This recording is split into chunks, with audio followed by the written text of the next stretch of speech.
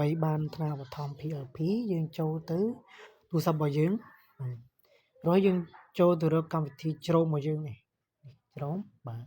ធ្វើបែបនេះតបមកទៀតយើងវាយពី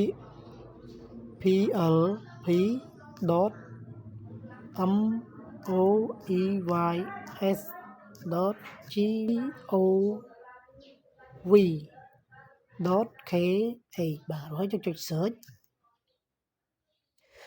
យើងឃើញ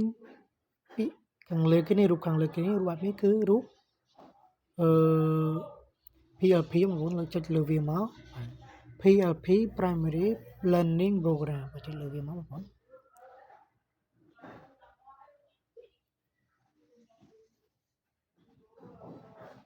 បាទយើងចាំតិចសិនវាលោតទៅបាទ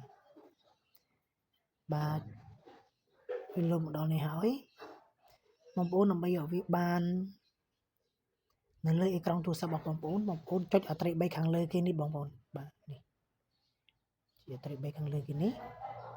ដើម្បីបងប្អូនហូបទៅលើរកពាក្យ add to home screen លើវាមកហើយយើងចុចពី install បាទ install ហើយយើងថយមកយើងទៅរកមើល